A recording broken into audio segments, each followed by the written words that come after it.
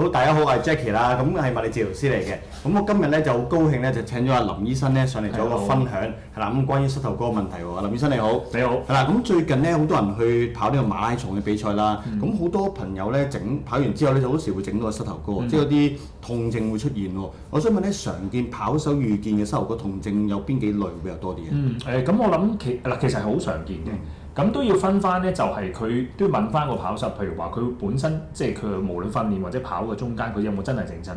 咁如果佢同佢講佢都冇一下明顯整親嘅，咁我諗大部分有幾類，譬如話有啲係啲肌肉過分疲勞啦，咁或者你可能有陣時我哋聽過啲叫跳躍膝啊 jumping knee 啦，咁都係常見㗎啦嚇。咁另外有啲 IT band 痛咁當然都會有咯。有啲如果佢真係冇彩整親嘅，譬如話即係輕微到啲肌肉拉傷啊，又或者甚至乎有陣時半月板啊、十字韌帶啊呢啲整親咧都係可以發生。明白。咁常見呢啲問題咧，有咩治療方法會比較多啲建議咧？係，咁我諗其實最緊要咧就係要揾清楚嗰個即係確實個診斷啦嚇。因為其實膝頭哥痛咧，我諗即係亦都好常見，或者其中接近一個骨科最接近會成日見到嘅問題。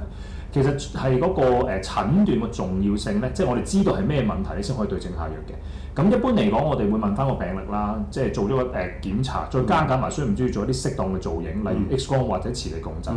咁有一啲即係好簡單嘅，譬如話揀石肌肉拉傷咗或者過勞，咁可能止痛藥、物理治療或者休息，其實已經可以處理到。到甚至乎一啲比較嚴重啲，例如半月板受傷啊，或者十字韌帶啊，咁可能喺有啲情況下需要去到手術治療。咁所以其實嗰個處理方法都好闊嘅，都要睇翻實際嘅情況而作出決定。明白。有啲跑手咧會有時想嘗試用一啲注射方法去做治療咧，其實有冇啲咩作用或者有冇咩要注意嘅事咧？咁我諗嗰個注射咧就要好清楚啦。第一，即係我諗坊間都有唔同嘅可能打針啦嚇，咁即係一啲可能簡單嘅止痛針啦，又或者有啲人會打叫類固醇啦嚇，咁甚至乎可能有啲人會聽過一啲叫做透明質酸，或者啲人講嘅啫喱啦，又或者叫做即係而家有啲人講嘅叫做 PRP 都有嘅，咁所以都要睇翻佢實際情況，因為其實佢每一樣嘅注射咧，其實針對緊唔同嘅問題，咁所以都要睇翻實際情況，同埋佢喺邊個時候適合用咧先最緊要。明白。我最常見聽人講就注射透明質酸啊，我問咧注射透明質酸咧，可唔可以當係一個保健嘅方法，即係得閒又注射下，或者啲耐唔耐去注射下去保養翻膝頭哥，呢個 concept 又啱唔啱咧？呢個都係一個幾經常都會遇到或者經常俾人問嘅問題啦。咁首先透明質酸咧喺一般嘅文獻或者喺我哋骨科醫生嚟講咧，係針對一啲最常用嘅咧就係啲退化性關節炎，即係一般人講嘅膝頭哥退化啦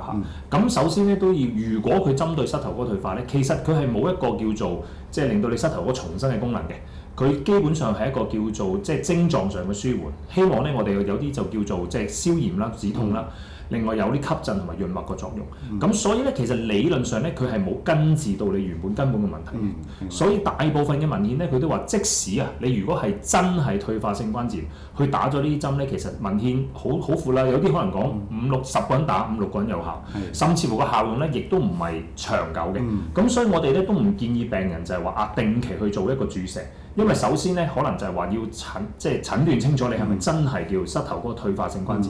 第二咧，其實亦都唔係個個打咗有效。咁所以其實注射之前咧都要